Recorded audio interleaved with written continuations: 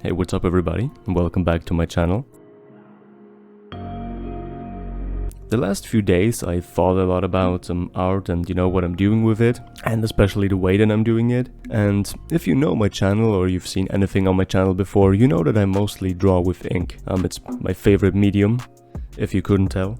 And graphite pencils, I mostly just use them at construction, like you can see here in this particular drawing. And then I finish it with ink. I do the shading with ink, the outlines with ink and everything. But you can do so much with pencils, and especially graphite. You can do all this smudging, and you can really create very soft, smooth transitions for light and color, really good shading. In this case, in this drawing, I'm not gonna do that yet too much because, well, as you know, I mostly draw with ink, so this whole, smudging and soft transitions sort of technique is something that I have to learn to do a little bit better. I know how to do it. I've done many drawings with graphite pencil. It's kind of difficult to get a hang of it when you're used to ink.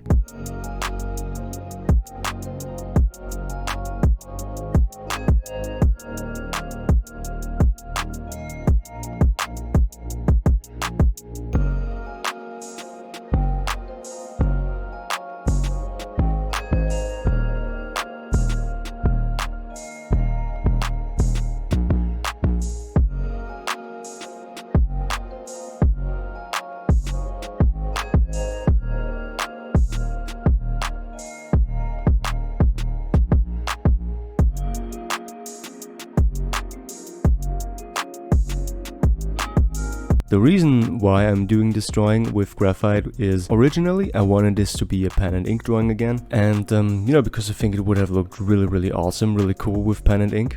But then I thought to myself, a good artist always expands his skills a little bit. Like right now I'm learning how to write with my left hand, for example, and maybe one day I'll be able to draw with my left hand. Always using ink, always doing it the same way.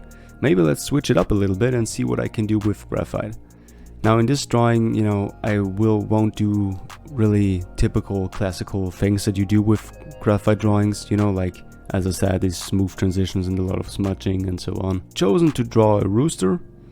I thought drawing this rooster is the perfect opportunity, do it in graphite or to do something with graphite pencils again, because there's so many different textures on these things. The head and the feathers and the feet and everything that these things have going on, like you can see it right there.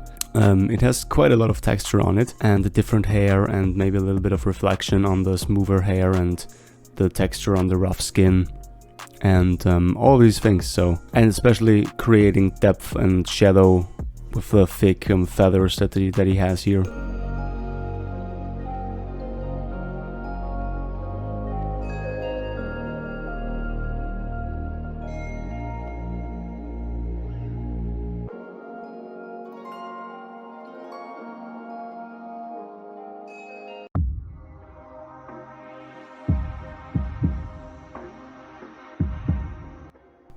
Yeah, spending a lot of time on the feathers on his back. I don't know, what you call it. Is that his tail? I mean, could you say that's his tail? Yeah. So spending a lot of time on the feathers on his tail. Those things are really going to be something that draws the eye towards them, because they have so much texture and they're big, and the shading is gonna be really intense there. And now I'm starting out here in the middle of the rooster. I'm starting out by drawing these sort of, almost hair-like feathers on his body. And, just first time here trying to create some depth and shadow and texture with my pencils. So, yeah, I'm taking my time here with the step. Also trying to get some sort of, reflection almost going on there in the middle to make his hair look, hair or feathers, I don't know what it is there, but to make it look a little bit more reflective and glossy, a little bit like in the reference picture that I've put on. And yeah, now I'm already going to the feathers on the back. As you can see, I'm first starting to create some texture, some individual lines here and there, and then I'm starting to have them overlap almost. You can see what I mean. The really dark spots and the feathers covering each other, and that way, you know, I can really create an area that draws the eye towards it and makes it look three-dimensional. And that's ultimately the challenge, no matter if you're drawing with ink or with graphite pencil or charcoal or oil paints. I should paint something with oil again.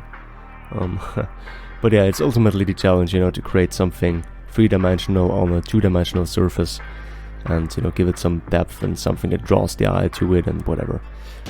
So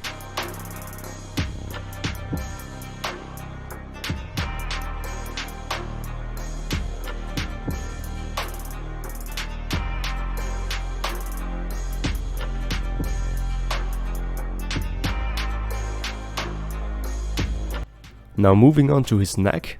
He has really long, beautiful, like, yeah, as I said, almost hair-like sort of feathers going on here. Especially in the reference picture that I had, it looked really glossy, really nice actually. And so yeah, I'm trying to recreate this here. Then moving on to his chest area and following the same technique also here on the wing that I used on the tail. Just, you know, first of all create the texture with a really thin pencil, and then coming in and doing the shading. Redrawing his leg, creating this dark fur-like texture on his leg, and then doing this, you know, dinosaur reptilian sort of foot. That was a funny texture to draw.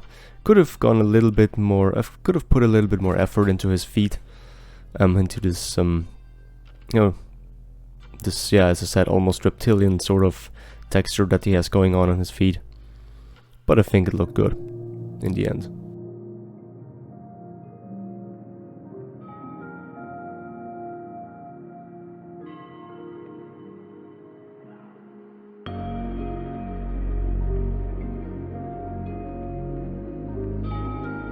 Now the only thing that's really left to draw is his head.